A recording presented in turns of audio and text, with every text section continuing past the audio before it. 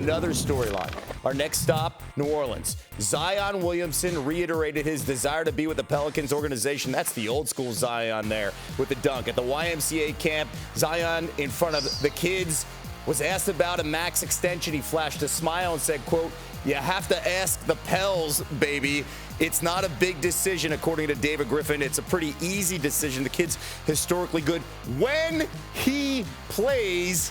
This is a max player that's easy. I agree, David. Again, when he plays. So let's get to that conversation, JJ. Should the Pelicans, in this situation, with the unknown about his health, offer Zion a max extension?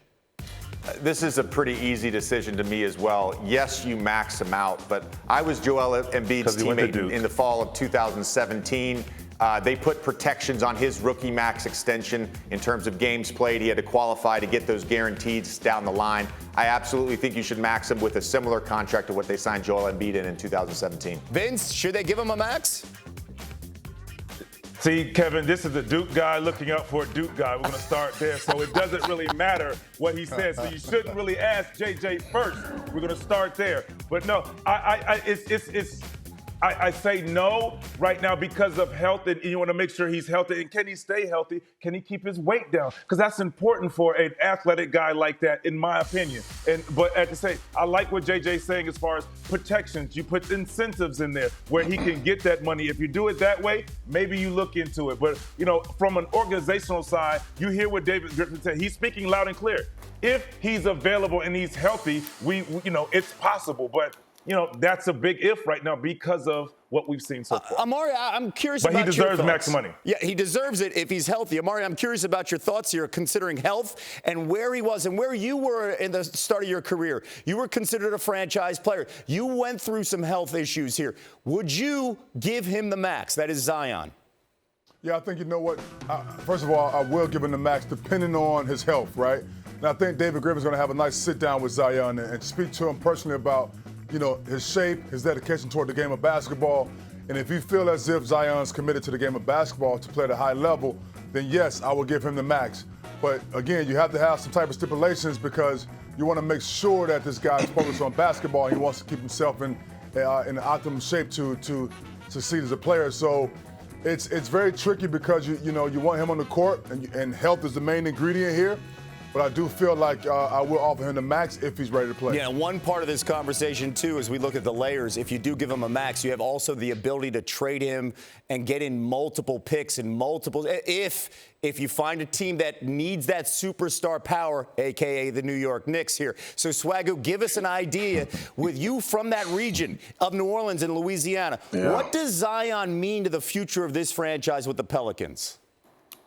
He means a great deal. This was a playoff team this year, and with Zion, you can make an argument that they potentially would have went deeper if he would have been available.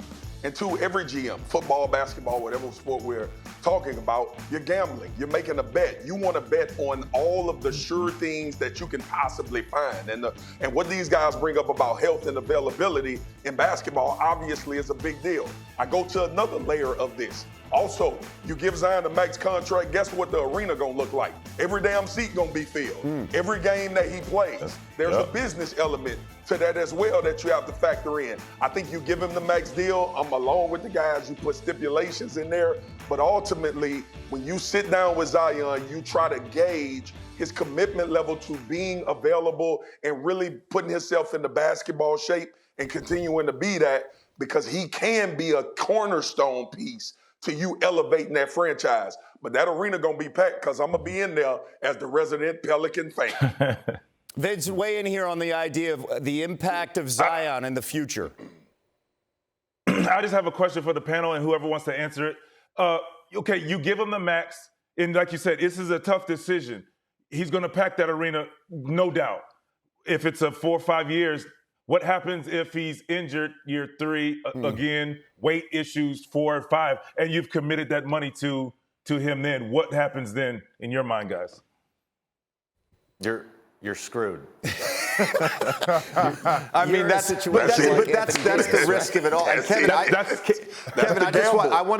do want to bring up a point that Kevin brought up, which I think is a good point. This idea that you're going to trade Zion on his rookie contract. He's going to make $12 million next year. His value is much higher than that. It's a very similar thing to Ben Simmons when the Philly news media was talking about trading him when he was still on his rookie contract. You got to get to his extension. You've got to hit that 5th year where now you can get equal value back for someone making $30 or $35 million.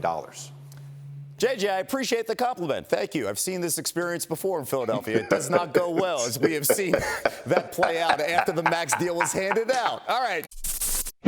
Thank you for watching ESPN on YouTube. For live streaming sports and premium content, subscribe to ESPN+.